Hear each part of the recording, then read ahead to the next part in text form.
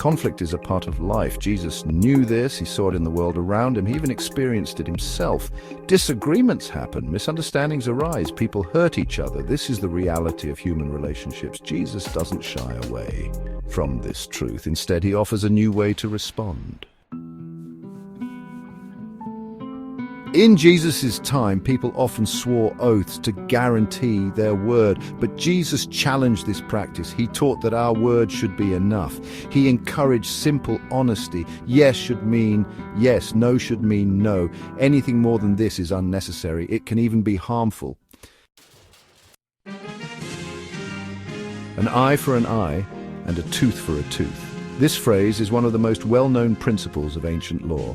This ancient law aimed to limit revenge. It was designed to ensure that the punishment matched the crime, preventing excessive retribution.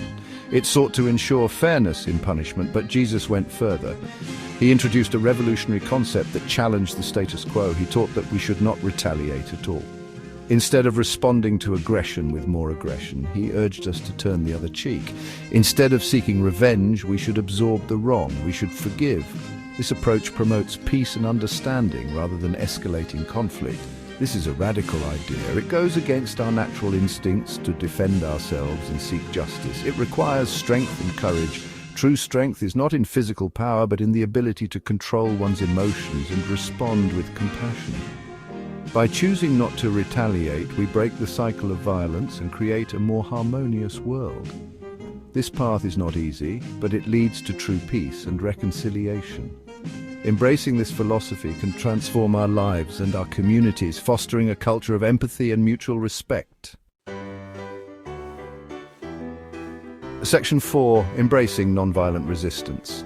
Jesus provided practical examples of nonviolent resistance. His teachings were revolutionary, emphasizing love and compassion over retaliation and aggression. If someone insults you, don't retaliate. Instead, respond with calmness and dignity. This approach disarms the aggressor and shows strength of character. Offer your other cheek instead. This act of nonviolence is a powerful statement, demonstrating that you refuse to be dragged down to the level of the aggressor. If someone takes your shirt, offer your coat as well. This unexpected generosity can diffuse tension and transform the situation. If someone forces you to go 1 mile, go 2. These actions are unexpected. They challenge the aggressor and show a commitment to peace and understanding. They demonstrate the power of love over violence. By choosing nonviolent resistance, we can break the cycle of aggression and create a more compassionate world. Section 5. Love for enemies and the call to peacemaking. In this section, we delve into one of the most profound and challenging teachings of Jesus Christ. Jesus' most challenging teaching is to love your enemies. This command goes against our natural instincts and societal norms, which often encourage us to retaliate or hold grudges. Pray for those who persecute you. This act of prayer is not just for their transformation, but also for our own hearts to be softened and filled with compassion. This doesn't mean condoning their actions. Loving our enemies does not imply that we accept or justify the wrongs they have done. It means choosing love over hate. It means responding with kindness and understanding, even when faced with hostility. It means seeking their good, even when they don't deserve it. This radical love is a testament to the transformative power of grace.